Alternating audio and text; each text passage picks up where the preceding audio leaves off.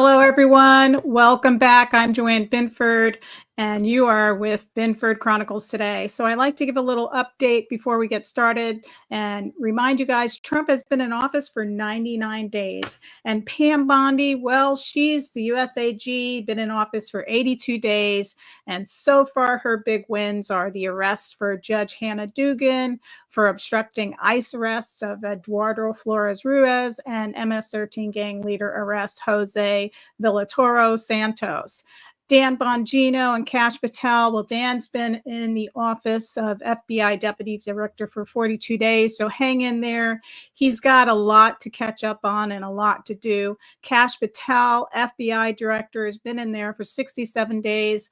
Guys, hang in there. These are good guys. They've got a lot to deal with. And Kristi Noem, our DHS Secretary, has been in office for 70 days and has had about 117,000 deportations so far. So a lot is going on, a lot needs to be done, but let's not lose sight of our role in all of this. We have to do the work as well. As voters, we have a responsibility to stay informed. Remember, knowledge is truth. Pay attention to who's running as an incumbent and as a grassroots candidate. Vet them. Vet their constitutional integrity, morality, and principles. Who's the incumbent in office? Are they upholding the Constitution? Are they working for we the people? These are very important topics, very important subjects. We are the people, and the president and our House of Representatives can't do it without us, and we elect our House of Representatives. We have an election coming up in 2026. Now is the time to, again, vet candidates more carefully. Visit thefreedomindex.org and other sites that report the constitutional records of incumbent representatives running for re-election. Let's move beyond the one-issue voting. Let's start electing constitutional oath keepers who serve with integrity, morality, and principle. Binford Chronicles will do its best to bring on conservative candidates running for office. It's up to us to do the work and secure this great republic with constitutional oath keepers. With that being said, joining me today is John Caroll, the Florida Republican Liberty Caucus Regional Director. Today, our goal is to inform the public and have discussion on how certain movements in government affect the succession of the very people that represent Florida citizens and how this may affect the upcoming governor race. We have a great show for you today, so stick around for this exclusive interview with John Caroll, the Florida Republican Liberty Caucus Regional Director, and we'll be right back after this commercial.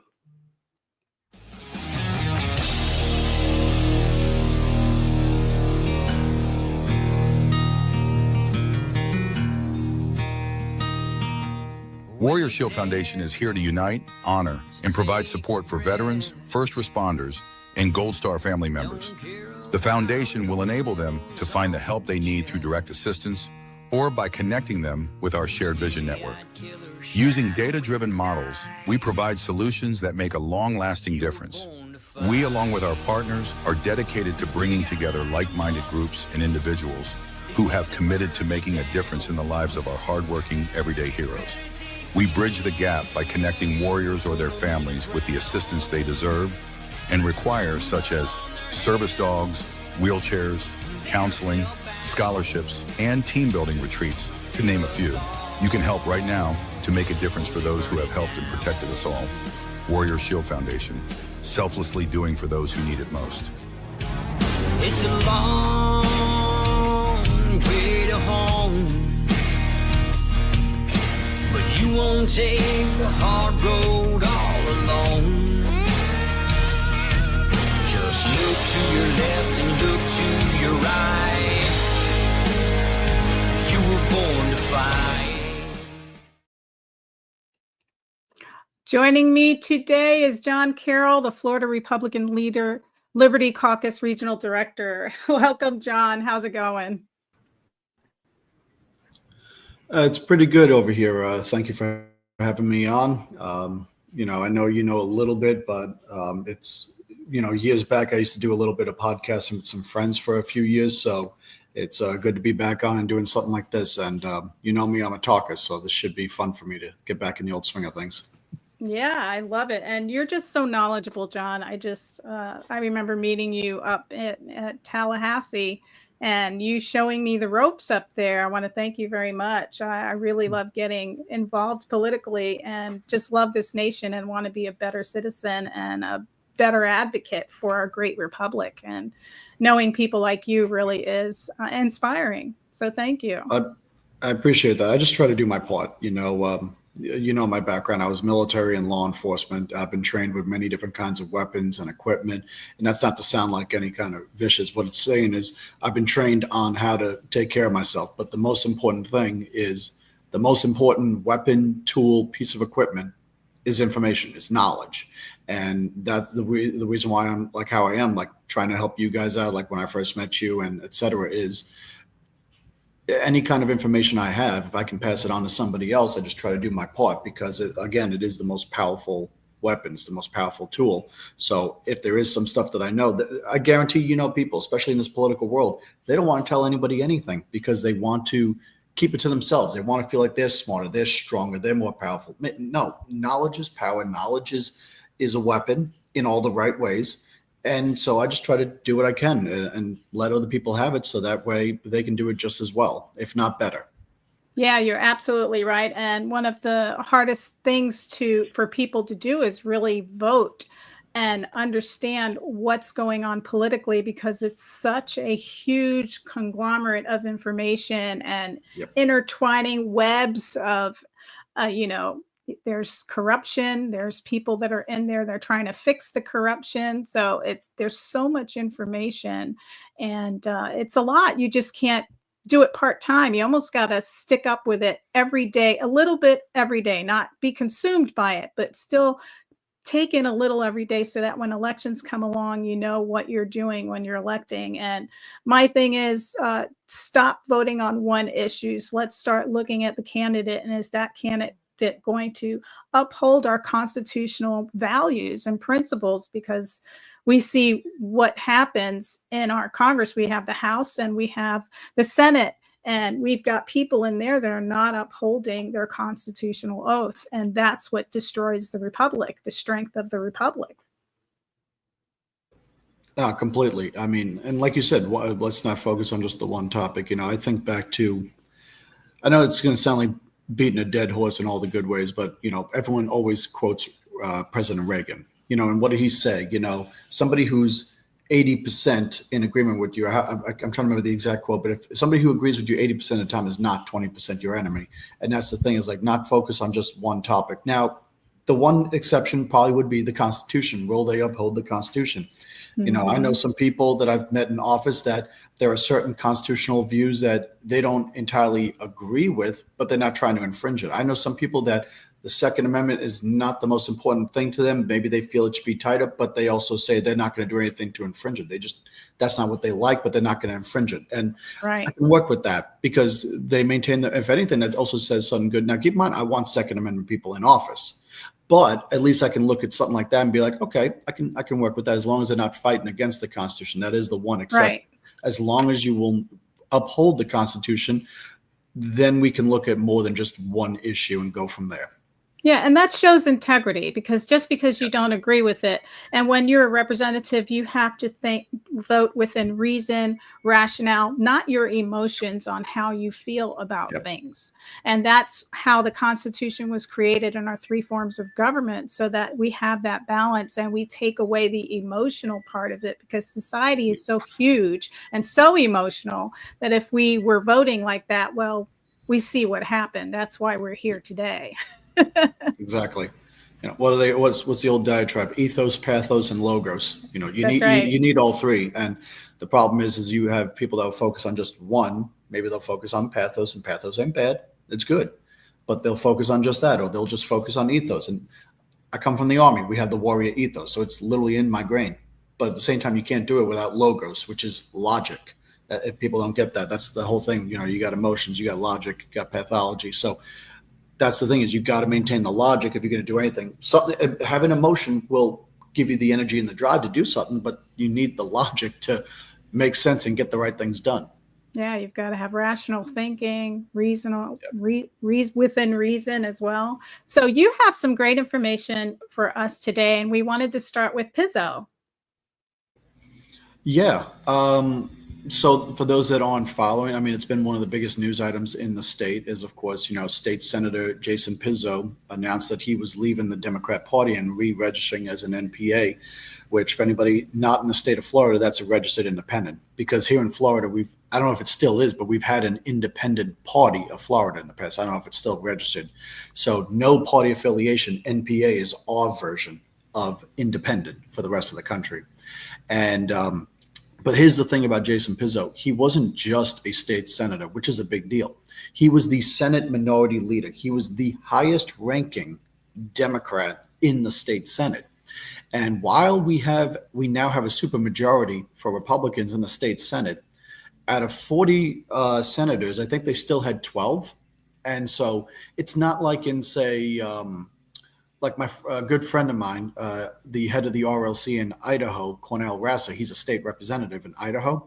There's only a few Democrat state senators in Idaho. Or you look at a place like Wyoming, where I think there's like maybe 1 or 2 state senators. 12 is small, but it's still a decent amount. And this guy was in charge of all of the Democrats in the Senate, and he's the one resigning.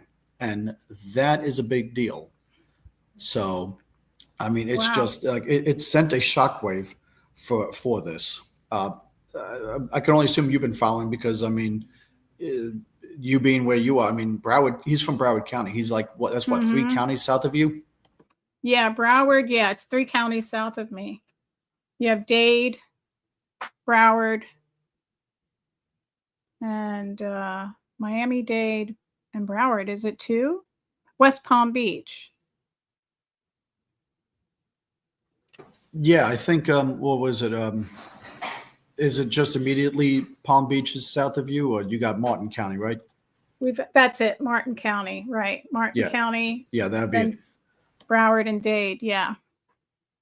Right. So this guy, like I said, was the Senate minority leader, so the highest ranking Democrat in the entire Senate, and he goes and resigns. And the thing is, the key phrase he said, and he knew this was going to be the clickbait, as the term goes. What did he say? The Democrat Party is dead. The Democrat Party of Florida is dead. That's how bad it was. And, you got, I don't know if you've read some of the statements, you had, I think Fentress Driscoll, the House minority leader. So she's the top ranking Democrat in the House. I think she made a statement. Nikki Fried, the Democrat Party of Florida chair, made a statement and trying to say that it's a godsend that he left. Let me tell you this, as you know, I've been going up to Tallahassee for years. I was doing it. Originally, I learned it because when I was being involved with the Republican Liberty Caucus, and then I was going up for the last 2 years just because of law enforcement, doing advocacy work on my own dime. I was doing that kind of stuff. I got to meet with Senator Pizzo. Now, my viewpoints and my where I lean definitely in politics. I could tell you he is a nice guy. I can tell you this. Now, when I met with him, he was good. He was cordial. He supports law enforcement. He took a few digs at Governor DeSantis in our meeting. I didn't bring him up. He did it on his own. But overall, it was a nice meeting, and he's a good guy. So I can at least say that I'm not going to vote for the guy, but I can at least say if somebody's a good guy. Let me point this out. He is literally one of the smartest Democrats they got in there, and that's not just coming from me. I've heard from many people up in Tallahassee. They would say multiple times, whenever they needed something, whenever they needed to make a point in the House, they go to Mike Gottlieb in the House. Very smart guy. Got to meet him as well. Big Democrat, but good with law enforcement, so I can be cordial with that, but a very nice guy as well. They go to Mike Gottlieb when it comes to trying to dispute something in the House on the House floor. And in the Senate, they would go to Pizzo. Now, not just them. It's not like they have a monopoly over it, but they were their top 2 sharpshooters. They were the expert marksmen on this, and they knew how things went. And so the fact that they're trying to make it sound like it's a godsend and it's great and he's one of the most incompetent leaders of all the things that Nikki Fried was trying to say is laughable, because I know that that's why they made him minority leader in the first place. They picked him to take the lead because he is one of the smartest guys, and because they knew he was looking at possibly mounting a run for governor anyhow. But at the same time, he is literally one of the smartest guys in the Senate. And so it's again, I'm saying it multiple times. It is severely laughable that they think that he was an incompetent leader. The only reason to be incompetent is because they've gone so far to the left, and he is considered to be a centrist Democrat in ways. Like I made the point, he's big with law enforcement. There's a couple other things. He took his digs at the governor in our private meeting, so I knew how he leans. But he's considered to be a centrist amongst the Democrats, and so that's the only reason that he be incompetent is because he did not lead as far left as they want. Yeah, he's right though. The Democrat Party is dead. I mean, people used to be able to at least respect the Democratic Party because they had some values and some morals, but now they've just gone so far off left. It's scary. There is no Democrat Party, and a lot of people feel like they don't know where they belong anymore because the Democrats are so far leaning. I mean, they have parades in Oregon with naked men walking down the streets, and there's children in the streets. It's no longer the Democrat Party that they used to have. I don't know what that party is right now. And Nikki Fried and all of them, have not been good representatives of Florida. Nikki Fried has been a terrible representative for Florida, even as a Democrat. So I can understand where Pizzo is coming from and where you're coming from regarding Pizzo. He is a smart Democrat, and even some of the Democrats that Trump put into his cabinet, they left the Democrat Party pretty much because the Democrat Party went so far left. I mean, what's been the phrase how many times? I didn't leave the Democrat Party, the Democrat Party left me. So many people say that. Rarely do you hear people say that with the Republican Party. Now, the thing is that there may be Republicans that get upset about the establishment, the elite, all these different things. They may go independent, or they may join up with a third party or something. But those are people that have already been severely disenfranchised. For the most part, they just go independent. Like Pizzo, although I've got some theories I know we're going to get into. But rarely do you ever hear about a Republican going to the Democrats, whereas the Democrats, when they leave, they start looking at stuff and they start seeing things, and they eventually start coming over to the Republican Party. It's not the other way around. It's probably 100 to 1 is how many people, if they flip, will go the other way. Mm-hmm. Now, if they were to go back to the centrist days, I know there's a lot of controversy, but even people point out, if you look at how it was, like, let's say, like Bill Clinton, if you look at what Bill Clinton was compared to now, very different. You still had the old school, like, conservative Democrats, the blue dogs, as they were called, and you had stuff like that. You can look back at people like the Kennedys, of course. You can look back. I mean, even Jimmy Carter looks moderate. God rest his soul. He at least was, an okay guy. Bad president, but an okay guy. But he was moderate compared to what they are now. It's night and day how bad things have gotten. Whereas we can look back at, say, the days of Lincoln, the days of Reagan. We can look back at so many of our different presidencies, even Calvin Coolidge, and we can still see similarities. We can see similarities with the Republican Party at every point in our history, whereas the only thing you see a comparison is one of the big differences between what's considered to be a republic and a democracy is in a republic, people have individual rights and codified, like in the Constitution, and decentralized government. Whereas in a democracy, it's majority rules and centralized government, and which is the backbone of what's considered to be a democracy. They're very similar, the two, but that difference can be enough. But that's the only thing, is the idea of centralized control. It's the only comparison you see with the Democrat Party in its history. Yeah. And, when you talk about Democrats leaving and joining the Republican Party, like, I'm okay if they want to become Republican voters, but I don't feel secure that a Democrat representative moving into a Republican seat is the best option for us, because they still have a lot of those democratic values, and they're leaving because that party went so far left, but they're not really bringing to the Republican Party what we need to secure our Constitution, the principles and the morals that we live by under the Constitution. So that I find very concerning when it happens. As I say, don't New York my Florida. So at the same time, don't Democrat my Republic. Right, right. That's what I feel like happens, because even with Tulsi Gabbard getting into office, a lot of people were saying, "Oh, we want to see her as the next Republican uh, running woman running for Republican." I'm like, no, she's never going to be a Republican. She's great at what she does. She's a smart lady, very articulate. I love listening to her speak, and when she stands her ground, she does a damn good job. You know, she can lay the facts out, keep it short and to the point, and you walk away hurt.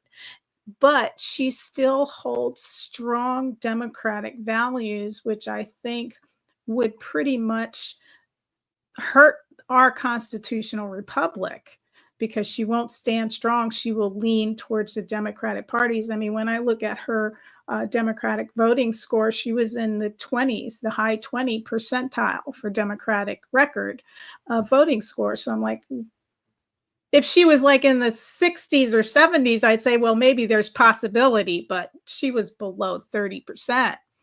So, but she's a great woman. You know, I highly respect her. Intelligent woman, kind of like Pizzo, another very intelligent person that you're talking about.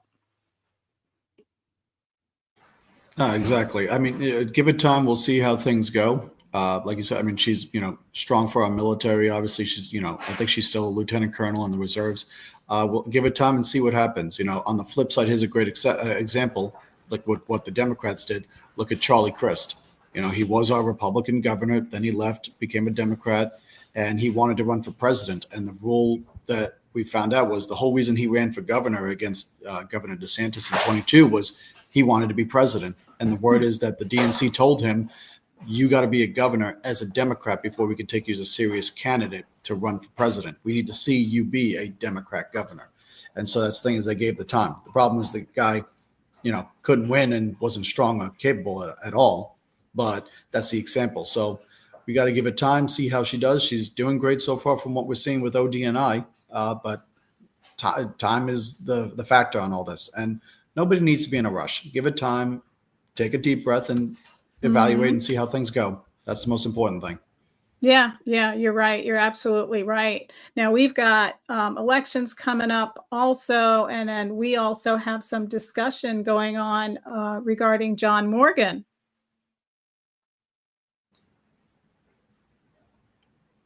He's launching the new political party ahead of possible run of Florida governor. So let's bring that up. So the theory, this is going to my theory that I have with Senator Pizzo. Now, I have no real basis of doing this. It's just, how it is. Politics is a chess game. So, right. John Morgan pointed out, he was on Fox News like right after the election. He made the point. He said that, he's been registered independent for a number of years, but he's been a Democrat donor.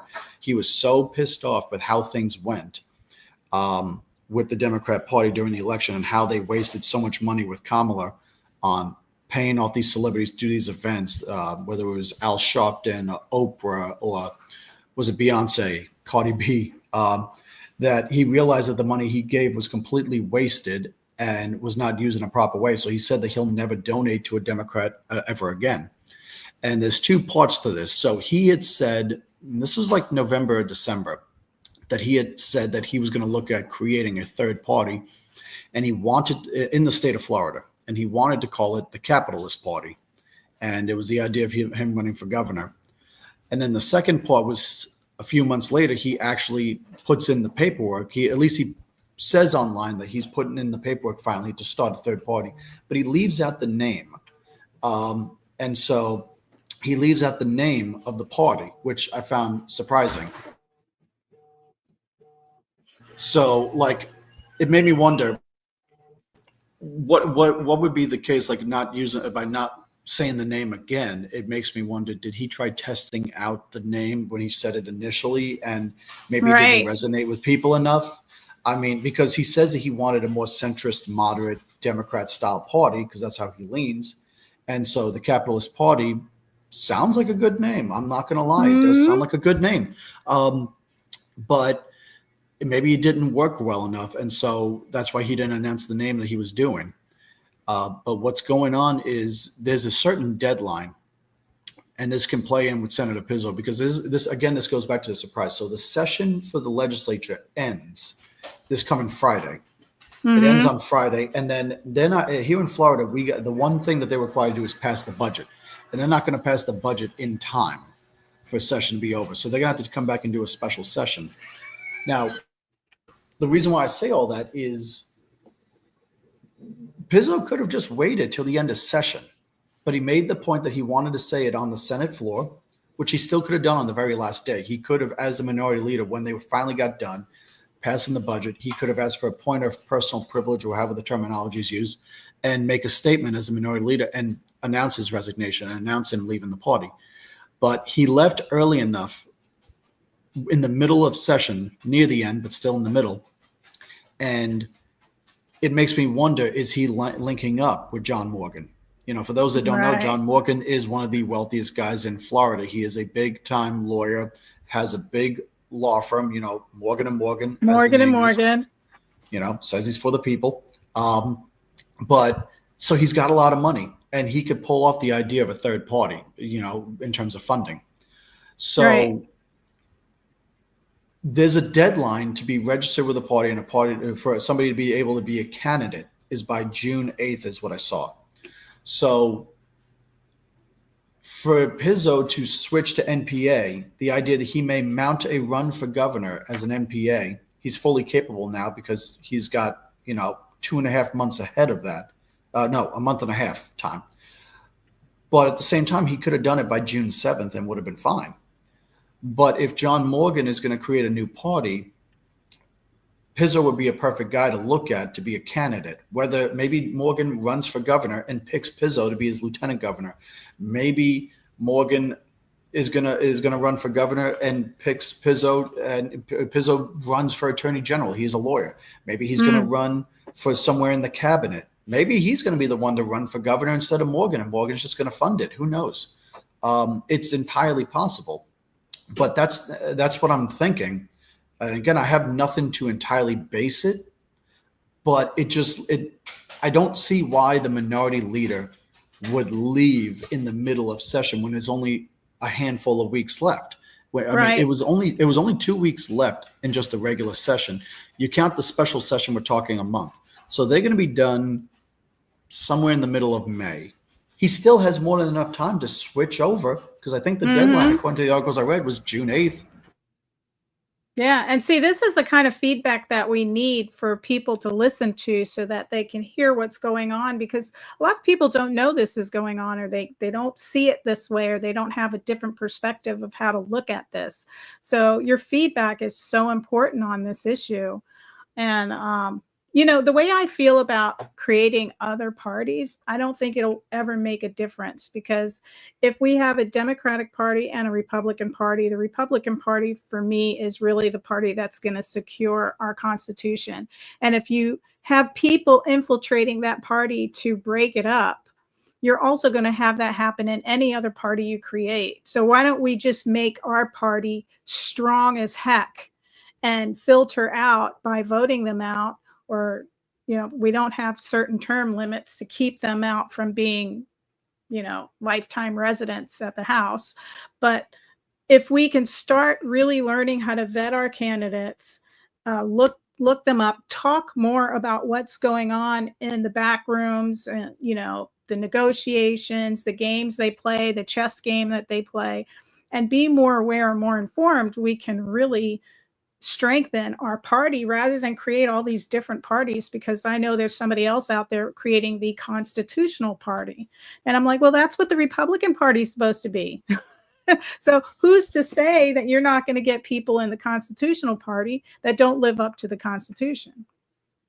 Right. No, completely. And, you know, that's why I love being part of the RLC, because, you know, for us, we vet our candidates that we're going to endorse, and we're able to endorse in the primary. So we want the right constitutional-minded, small government, lower taxed style Republicans. That said, if you know, who wants to be on a ship as it's sinking? And, you know, no one wants to really be on it. There's only one person considered morally that's supposed to stay on the ship, and that's the captain of the ship. That is the old naval tradition, But even people, if the ship were going down and the captain got off, no one's going to get mad, But I'm saying is no one likes to stay on it. In Florida, the ship has been sinking. You look back at these last couple of years for the Democrat Party of Florida. They've had one good victory. I will give them that. They took back the mayor's seat in Jacksonville, and that is a big deal. It's the largest city in the state of Florida, because people think of Miami-Dade County, it's the largest county, but there's so many different Miamis. There's Miami, Miami Lakes, Miami Beach, Miami Gardens. I think like West Miami. So it's broken up. So the fact that they got the mayor seat in Jacksonville is a big deal. But outside of it, they've been going down. I mean, right now, even if you don't count the 2 recent turnovers in the House, which we can make the point of, the Republicans had the largest majority ever in the history of Florida in the House of Representatives and the Senate. Governor DeSantis won the governorship by the largest margin for a Republican in Florida history. President Trump won the presidency as a Republican by the largest margin ever.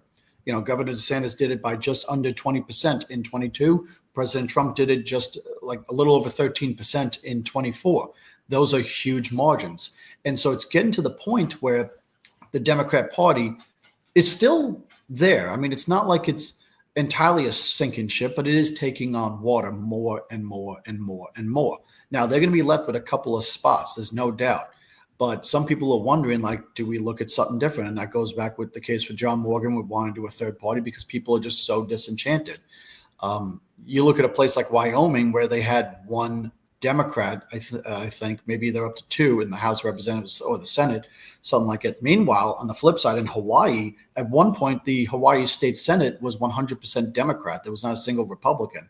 So you could think the same margin. So the idea of a third party, right now there's a change going on in politics, even globally. I focus on just America, but let's think about this quickly. In the UK, you got the Reform Party growing, and it's being seen as like the new Conservative Party, under Nigel Farage. Current polling says if they were to do an election, the Reform Party would get more seats than the Conservatives, and he'd probably end up as prime minister. In Canada, they have their election today. Right now, today, they have their election. And we're going to see how that goes if Pierre Poilievre becomes prime minister or if the Liberals under Mark Carney keeps it. But there is a change going on in politics. And so it's kind of far-fetched for Americans because we're so used to just the 2-party system. But it is possible if we see some third parties start going up. I mean, back in the 90s after Ross Perot with the Reform Party, we ended up people like Jesse Ventura becoming governor in Minnesota. Right now you have if you go to Puerto Rico, the Republicans and Democrats aren't the major parties. Puerto Rico is part of the United States, but they have their own party political system. They have Republicans and Democrats, and the current governor of Puerto Rico used to be the chairwoman of the Puerto Rico Republican Party. But the main parties are the New Progressive Party, which ironically has Republicans and Democrats in it. And then you have the Popular Democrats, which are actually the really progressive party, and they're nothing but Democrats. And then you have the Puerto Rican Independence Party. So they had that change going on. And then there's another state that we'll mention on that.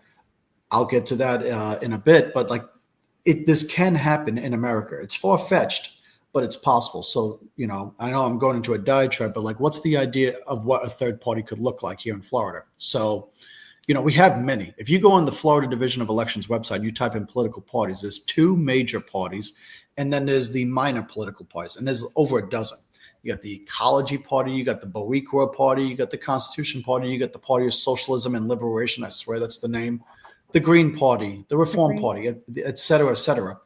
So anybody can form a party for the most part in Florida if you do things right, but can it be successful? The Libertarian Party is the only party that's had some success. They've gotten city councilmen and a couple of mayors, but even some of them have left. And they're going down from what I keep hearing here in Florida. But John Morgan's got the money. He's got the name. He could pull things off. And so what would be my theory on the idea if Jason Pizzo ran for governor or ran for cabinet with this new party? I'll just use the Capitalist Party name because John Morgan floated it before. We'll just use that for this hypothetical. There's 3 people that I could see possibly join it. Now, I have no basis of this. And I don't know if they're going to come out and say, I'm not leaving, this and that, whatever. But 2 Democrats had flipped to Republicans, and no one I know even likes them or trusts them. And that's Hillary Castle out of I think she's out of Palm Beach or Broward, and then you've got Susan Valdez out of Tampa. Now, it was weird about Susan Valdez because she's in her final term, but they both switched over, and the reports are coming that they're getting more funding in projects for their districts back home. So it's like, okay, they switched over. Now Florida's got an even bigger Republican supermajority that the speaker can tout, and in exchange they're getting funding for projects for their districts. And it could be legitimate projects. It could be something about dredging water or a new sewage piping system, something like that. It could be legit, but they're going to be getting more compared to the average representative who's been there the whole time. But those two, they don't fit really with the Republican realm. I mean, the one of them, Valdez, had tried running for Democrat Party chair for her county the week before she flipped over to Republican. So those two could possibly try to do something, whether if Susan Valdez tries running for Senate or something, or does she run for county commission? I don't know. Hillary Castle, I think she's only in her second term, maybe her third. So she could run again. And so these are two that I could see possibly trying to run with the new party if they wanted, depending on how their relationship is with Pizzo.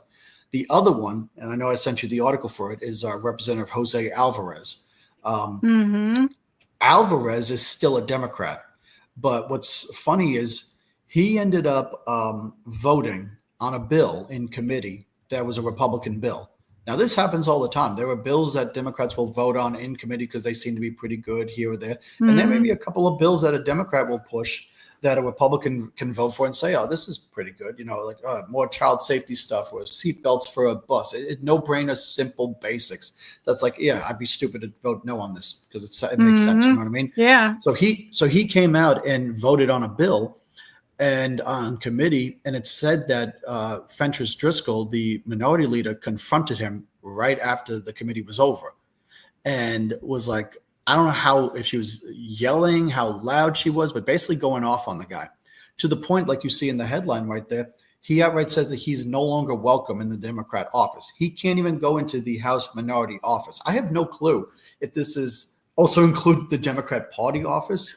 She's the minority leader and she can have some pull, but like he can't even go into their office is what he's claiming. Wow. So and now he's a first termer, keep in mind. Welcome to the fraternity. He's brand new. It's not like he's entrenched and he's been fighting this whole time. He's in his first year. And because he ended up voting on one bill, he's saying that he's no longer allowed to open and welcome into their office. So I'm wondering, I believe he's out of the Orlando area. I'm wondering if he could possibly be one to jump as well, because if he already feels he can't work with this minority leader, and she's terming out. This is her last term. So she might run for state senate as well, because I know she wanted to run for governor, but it doesn't look feasible. She may want to run for state senate. It's rumored she may run for Darrell Roussan's seat. He's a state senator. He's terming out. Michelle Rayner, one of the other state reps, has already announced she's running. So the question is Driscoll going to clash? So she may try to run for that. But this guy, he may run with the third party as well, because he's not going to join the Republicans probably, but he's already feeling like he can't even be in the Democrat office. So why not create a third party and have their own offices or something like that? Again, nothing is outright saying that can put those pieces together. I'm putting them together on my own. So in case somebody tries to say anything, but I can see that happening. I wouldn't be surprised if they ended up, if they did this right. Think about this. And I know I'm rambling, so apologies. Picture this. They create the Capitalist Party with John Morgan. Again, I'm just using this name. Maybe Morgan runs for governor and Pizzo runs for attorney general, becomes lieutenant governor nominee. Maybe he is the governor's nominee, whichever. But you have a sitting state senator now with that party. You could have these three state reps joining up with that, and they are now the founding fathers and mothers of this party, first ever office holders for it. That actually looks kind of something. This happens in European politics. I'm enough of a nerd. I follow other nations' politics. This happens in Danish. This happens in Danish politics. This happens in Norway. This happens in the UK every so often. So this isn't. It's uncommon for us, but this does happen. But so John, this would be the time for this to take place because the Democrat Party is dead. And those people want somewhere to go besides this chaos that they're dealing with. And this would be the time to make that move, to create that party and see the numbers drop in the Democratic Party and move to the new party. Exactly. And so, but now here's the other thing is that, maybe they do this and they pull off some victories. What the one thing people don't notice, at least this is how it happens in U.S. politics, is there's almost 2 victories that can be done with a third party. So let's take you. You announce you're running for state house. You're running as a Republican, and you end up being the only person that files. Mm-hmm. The Republican Party for your county goes to the elections office and declares, Joanne is our candidate. She is our Republican candidate for state house for 2026. This is all a hypothetical, right. But you never know. Hint, hint, wink, wink. Who knows what's in store for you? I don't know if we could convince you. But let's just say that happened. Basically, the party is declaring you're the candidate. They can also censure and try to say that you're not the candidate for whatever because of things that maybe you've done that goes completely against. That's what the Wyoming Republican Party did to Liz Cheney. They censured her and said, we'll never recognize you as a Republican ever again. She can't run in Wyoming and have the support of any Republican Party, town, county, state, support her in Wyoming. So that can happen. Yeah, and she deserves that. Right. But for a minor political party, they have to go through a petition form. They have to go through a lot of paperwork. They got to do things to get on the ballot. So there's 2 levels of victory for a third party. One is outright winning the race, no doubt. The other is the threshold or beating the spread, as they say, like in sports. 5% is usually the rule. I believe that's how it is in Florida. That's how it is in most states. 5% is the rule. If you can get 5% of the popular vote for a statewide level race, the presidency, the governor, I don't know if Florida includes in the cabinet. I've tried looking it up. Some states it's the cabinet. You pass the threshold, you are now declared a major political party. That's how the Reform Party was able to go up, and Jesse Ventura became governor in 1998 because Ross Perot with the Reform Party, he got like 9.5% of the vote in the 96 election. So the Reform Party automatically got major party status nationwide. And that works with the governor's race, and that may be the case with the cabinet. So a couple examples that I sent to you is with Minnesota.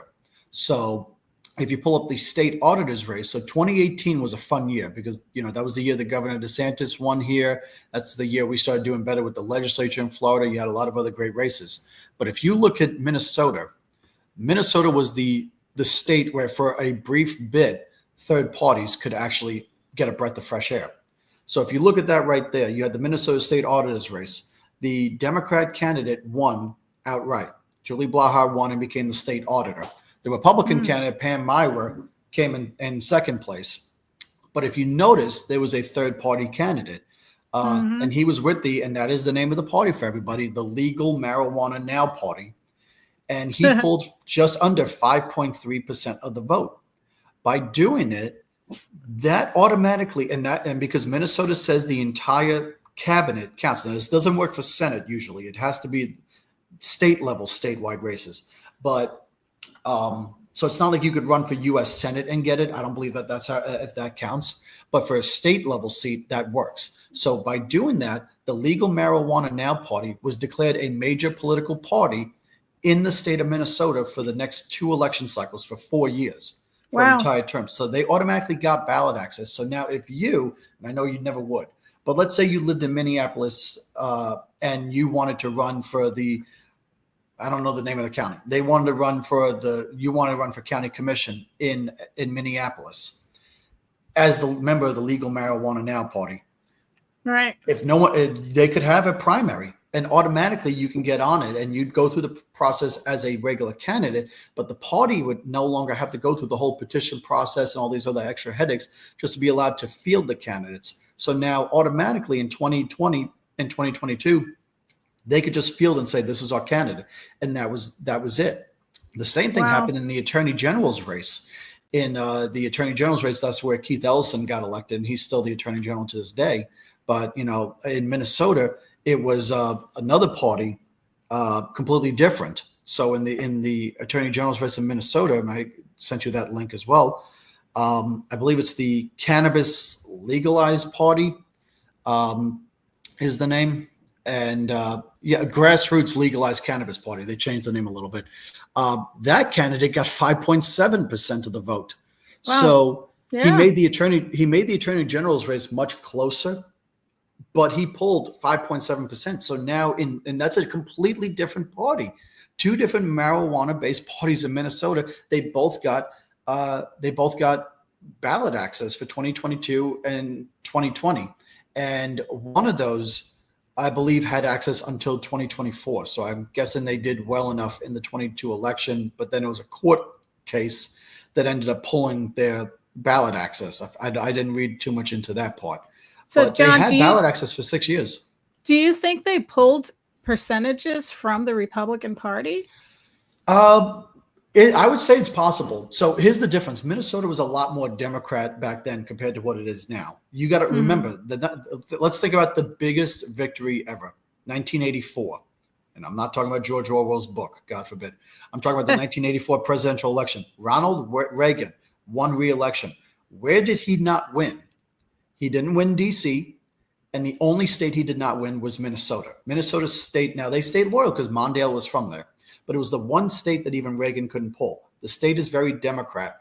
It is very Republican now. The state house, and this was something I talked about, the state house is 50-50 now. The state that Tim Walz is the governor of and was the vice presidential candidate, he only won his state by 5%, and the House of Representatives is evenly split. I think they have, 67 Republicans, 67 Democrats. It's half and half now in Minnesota. It's changed. But in 2018, it was very much more liberal leaning. So I would venture to say that most of those people were Democrats, but I wouldn't be surprised if they pulled some Republicans, because when you looked at the platform of those two marijuana parties, they were mainly one platform parties, legalize marijuana. If they pass marijuana legalization in Minnesota, and I think they have now, those parties don't have a reason to exist. So they have to do one of three things: stand down, just disestablish, merge with another party, or they change their name and create a whole new platform. Sometimes that happens. That's what the Brexit Party did in the UK, and now they're the Reform Party, Reform UK. So that's what happened with that. These parties are still continuing on, actually, in Minnesota. They haven't changed or disestablished, even though they've passed marijuana. But they were one platform parties. So they could easily have pulled some Republicans for it, but it was probably majority Democrat. But the point is that that's the other victory. If the Capitalist Party and their candidates were able to pull off enough where if it was John Morgan, I'll say it, if John Morgan were to run for governor, I'm not saying he's going to win, but I think he could pull the 5% threshold. I really think that's possible. Now, keep in mind, Governor DeSantis won re-election by 19 points and President Trump won by 13. So that 5%, we never take anything for granted. We want to fight to have as much of a victory, but that still would make Florida a Republican state and not risk a Democrat governor or senator in those cases. But the 5% threshold would be enough to declare them a major party to where now they automatically will get ballot access for county, state, and federal races for the next 4 years. Wow. And so that's the possibility that could happen. And this does actually happen. Now, the two examples we just cited out of Minnesota were like, well, they pulled it off, but they didn't get any wins. And they didn't. Nobody got elected in those 4 years from those two parties. There is one state, very different, much smaller, but is an outlier. And it's proven possible. And that's the other tab I sent you, and that's Vermont. Vermont has technically the most successful third party in the country, the Vermont Progressive Party, Bernie Sanders' party. Bernie Sanders, from what I've checked on their website, is a card-carrying member of the party, but because it's only a state-level party, he's registered as an independent. So that's why they have that. But if you look at that right there, look at those seats. The Libertarian Party is considered the third most powerful party because they do have a lot of seats, especially in Pennsylvania, but they're lower level, city level races. Third most amount for registered voters. So there is all that. But as far as holding major offices, the Progressive Party in Vermont would be number 3. Almost half of the Burlington City Council, the New York City of Vermont, almost half are members of the Progressive Party. And when I looked at it, I think 3 or 4 more are members of the Democrats, Socialists of America. So they definitely, they're Democrats, those ones, but they work together with these guys. You look at it right now, they're actually much lower than they used to be. But at one point, they had like 5 members in the state Senate and like 12 in the state House. They're much lower now. Now, some of the cases you'll have are people that are registered Democrat, but will caucus with the progressives and will work with them like that. But they're pulling up these cases. There's only 8. The way that they set up the cities in Vermont, they broke down the state into mostly cities or townships and have their mayors. So that's why you see out of the 8 cities or towns that can have mayors, 2 of them are members of the Progressive Party. So that's 25%. And then statewide offices, they have 1 out of 6. They used to have 2 until this last year's election. The state auditor is a progressive. And until the 24 election, the lieutenant governor was a member of the Progressive Party. His name is David Zuckerman. He held the seat up in Vermont. They elect their state level every 2 years. Only New Hampshire and Vermont do that. So the governor and them are up every 2 years. David Zuckerman was the lieutenant governor with the Progressive Party for 4 years, then chose to run for governor against Phil Scott. And this was, got back in 2020 election. He lost that. He ran for lieutenant governor again in 22 and got back in. He just got voted out, and now it's a Republican. The lieutenant governor and the governor are elected separately in Vermont.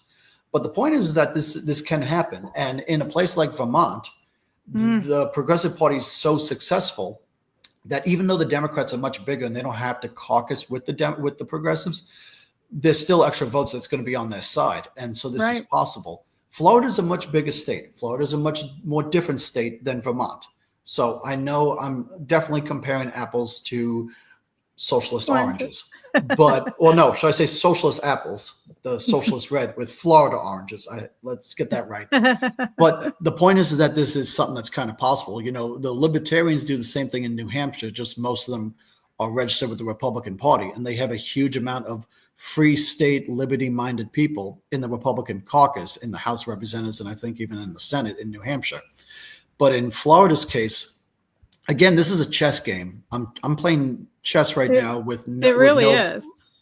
I have no evidence to really base up. I'm putting the pieces together and seeing if they fit. So I'm all saying this as a possibility, but it is possible that we could end up seeing John Morgan create a third party. Jason Pizzo aligns with that party. These state reps could join up with him. There might be 1 or 2 Republicans in some part of the state that wants to join up. That I'm just spitballing. I mean, the parts of the state are getting more and more Republican, so it's not likely for a Republican to jump, but you never know. But then they'll start fielding candidates. If he can get through the process, pay all the funding, get all the paperwork done right, they can have this party set up. And again, according to the articles I read, the deadline is, I think, June 8th. So as long as everything's in, Pizzo can announce he's with the new party by June 8th. And we'll see that in the 2026 elections?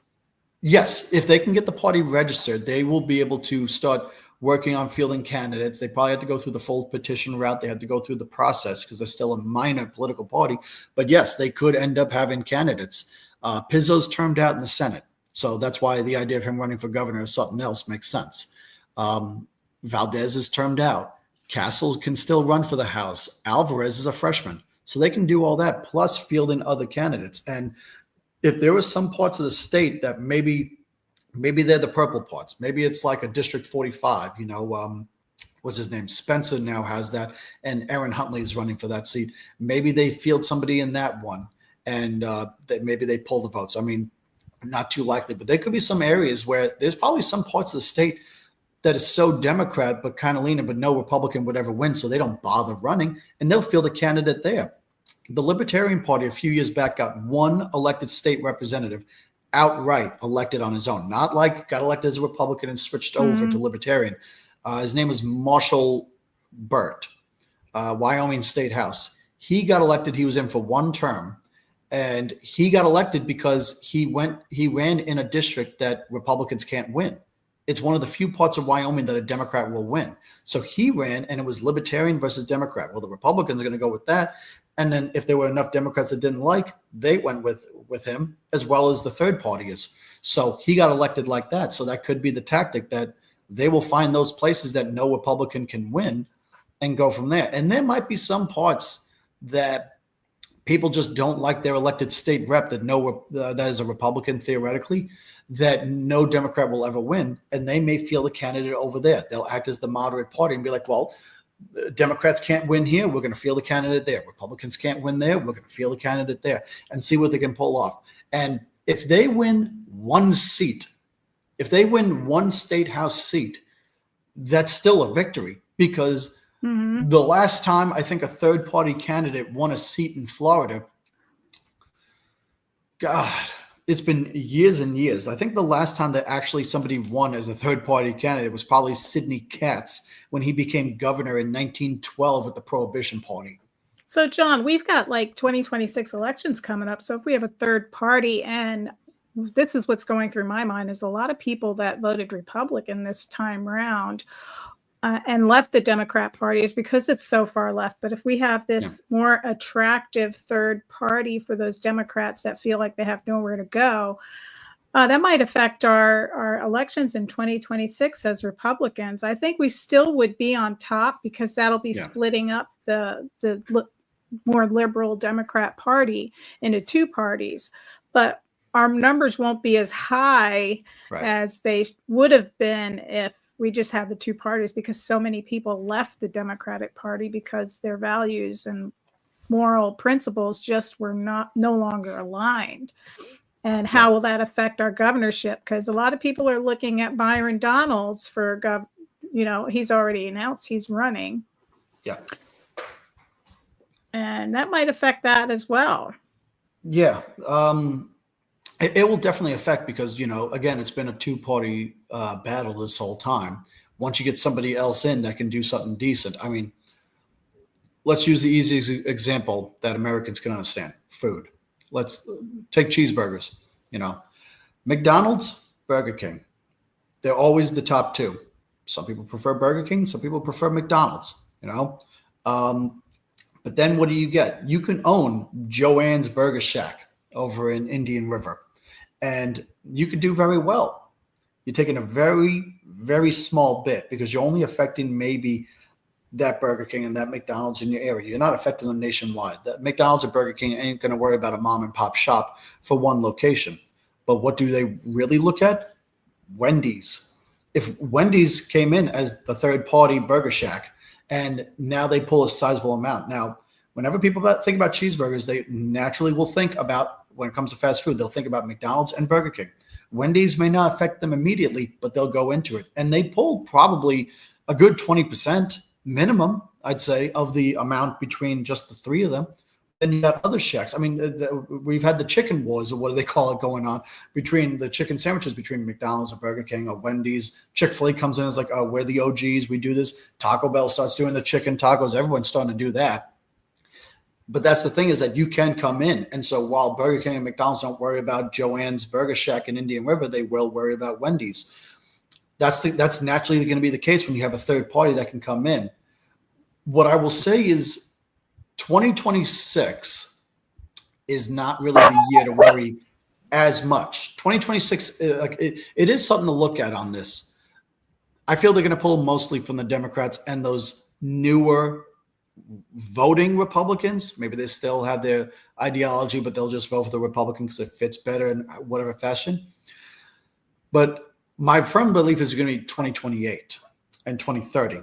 And the reason why I say that is because, think about it, and I'll say for you and me, neither of us are. You're not a carpenter, right? Right. You don't build houses. I don't build houses. There's nothing wrong with that. But we're not going to go and buy a piece of property and build the house on our own. We'll pay people to do it, people who know what they're doing. You don't want me building a house. That would be bad. But we'll pay somebody else to do it. Or we will buy a house that's already built. Most people don't like helping build the place. They like coming into it after it's built. Call me back when it's done and I'll come in. There can be enough people that can come over and look at what's going on and say, yeah, I like what you got going on here. This looks really good, but get back to me when it's done. There'll be people that will look at what John Morgan and Pizzo will do, and most of them will say, I'm still voting Republican, or I'm still voting Democrat. That's why it's so hard to beat the threshold. Most Republican, okay, I'm not going to say most, I'd probably bet you and I could agree 30 to 40% of Republicans can look at least half of the platform of the Libertarian Party and say, that makes sense. Mm-hmm. But Yeah. they don't vote Libertarian. Why? One, some of them are way too radical. Two, some of them are way too crazy. But three, they're not taken serious enough because they can't win major victories. Gary Johnson in 2016 was the biggest victory they ever did running for president. He got 3.3% of the vote. And in some states, like his home state of New Mexico, got ballot access. But for the most part, he only got 3.3% of the vote. And so people don't take the Libertarian Party serious enough because they just can't even meet the threshold for the most part. If he met the 5%, they would have had ballot access nationwide. This case for John Morgan, it has the potential to pull something off. It has the potential to hit the 5% because you got a big name power player with the money and the ability to build something. If they can't meet the 5% threshold, they'll try again in 2028 and see if a presidential year will be better. If they can't pull it off after that, no one's going to take it too seriously. If they can meet the 5% threshold and they get a couple of victories, 2028 will be the interesting thing because now they've shown that they can be capable. A party can come in and make themselves something new and take some office holders, and it does look great. That's what I was saying earlier. But can they defend it? Can they hold the seats? If those three state reps and Pizzo were to come in as members of the new party, and Pizzo's termed out, Valdez is termed out, but they find candidates for their seats to run, that would be a third-party defense. They're trying to defend those seats. Can they maintain them? If they still win one seat outright, that's still a victory. It shows that they have the potential. But if they can meet the 5% threshold and they can win on all that, they can pull that off in those cases. Win a couple of small seats, but then also get 5% of the vote. 2028 will be interesting because they've now proven themselves. That's the thing. America is a merit-based country. And we need you to prove yourself. We're an opportunity-based country. We're very believable in the idea of we'll give you the opportunity. Go for it. Maybe we'll throw you some money. Maybe we will we'll give you the space and talk. Be like, okay, I like what you got. We'll give you the opportunity, but you have to prove to us that you're worthy of the vote and worthy of victories. And if you win, now keep in mind I'm voting Republican the whole way, so I don't even think like that. But if you can prove to where other people will vote for them and they beat the threshold, they get the 5%, they're now a major party, maybe they win some seats, they will look viable. Now, it also depends on where. Maybe they don't win anywhere in North Florida. Maybe they win a state house seat or two, or a couple of county commission seats in South Florida. Well, in North Florida, they'll try again. They have to try again. But they'll know that their main place for victory will be in South Florida. So they're just going to keep focusing more and more in the South and grow from there. So we need to look out for their application for the new party in June. And then in July and August, we need to see how they're pushing the new party and what kind of traction they're going to make and see what their party is doing for the Republican Party to have their plan of action. Exactly. I mean, Evan Power, the chairman of the Republican Party of Florida, is a very smart guy. I know him. He's a very smart guy. He's going to be very confident. Florida's a Republican state, so he doesn't really have a lot to worry about. But he also knows how to be tactful on this stuff. He knows how to be careful. And he's going to look at it and he's going to be like, we're going to keep an eye on it. I don't think we have to worry. We're not going to sweat, but we're going to keep an eye. And that's the thing. You can have a project going on in your own business and you'll have that one employee that they're doing something.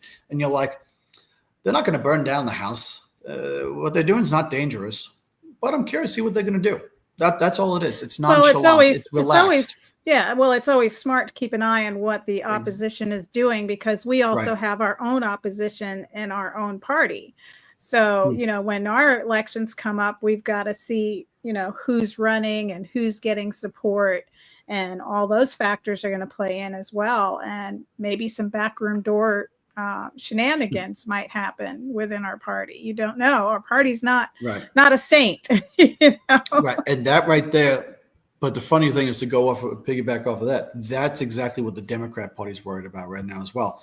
Right now, I guarantee, I will bet my money that whether it's Nikki Fried or Fentress Driscoll and now Lori Berman, the new Senate Minority Leader, maybe they're talking with the Speaker and the Senate President and trying to get a little extra funding to go to their legislators, whatever it may be, because they're going to try to figure out a way to appease them, because no matter how much Nikki Fried was trying to spin this whole thing with Pizzo, and it's funny because something I've learned with other countries, they call their press officers spin doctors. They know how to spin them. That's what they call them, like in Denmark. And that's what Nikki Fried was doing. She was spinning the whole thing. But meanwhile, this is not a good year for her. Even Florida politics, which is liberal leaning, they're outright basically calling her one of the biggest losers of the week, because in 6 months, they've lost 3 state legislators. And regardless of how people will view and saying about the views on those legislators, and I spoke my mind, I don't want to, I don't know Hillary Castle, but everyone I've talked to said she's not one to trust about anything when it comes to being like-minded. And Susan Valdez, I've had my own interactions with her. But it doesn't look good. So you can try to say you're getting rid of you're trimming the fat or getting rid of whatever, but it doesn't look good that you've lost 3. And so right now they're going to do everything they can. They're going to figure out who's friends with Pizzo, who's likely are those 2 that left, Castle and Valdez. Are they likely to flip over? If Valdez has got nothing to lose, why not just flip over and join the new third party?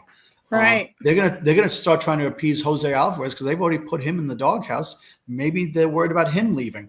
He's a freshman, so if he wants to look like a trailblazer, he'll try it out. They're going to try to figure out, especially the third termers, because they can run again.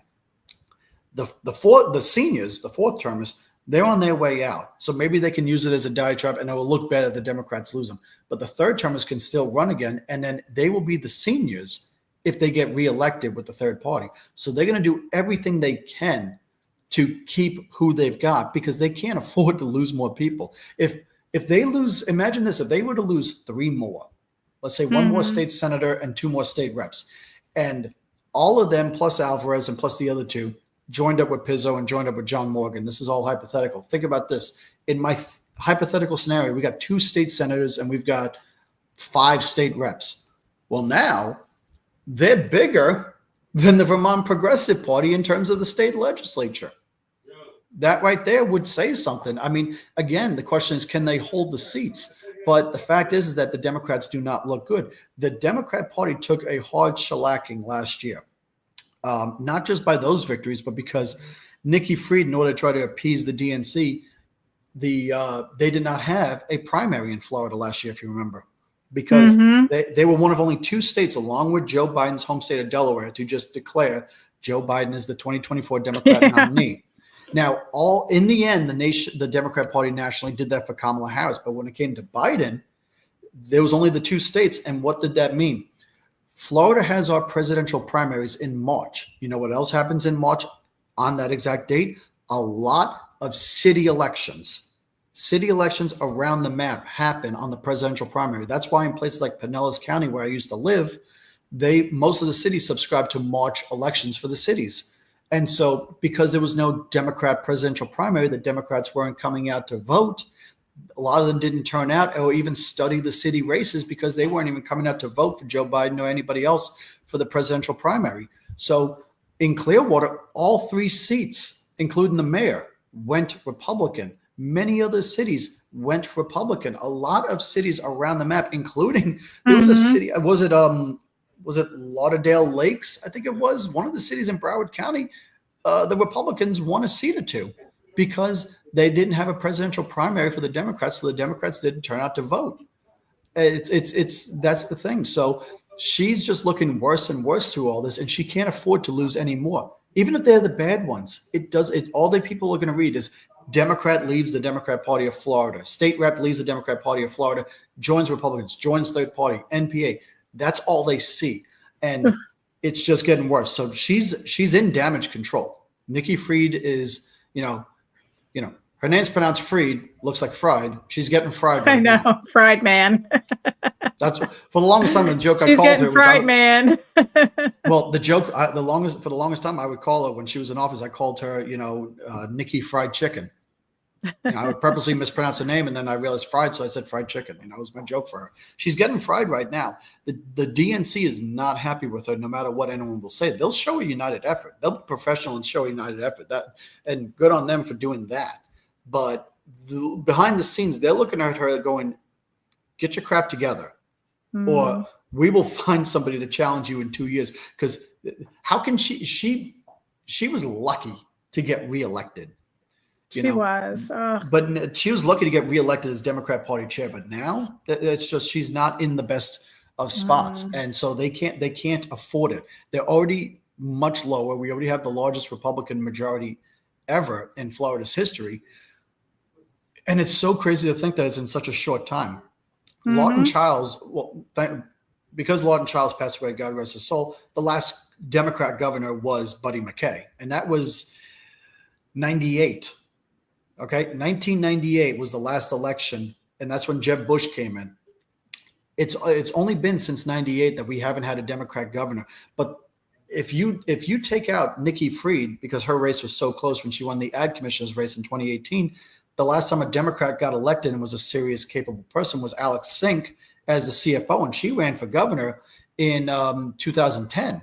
So it's only been 15 years in that case that there was a constant case of a Democrat in our cabinet.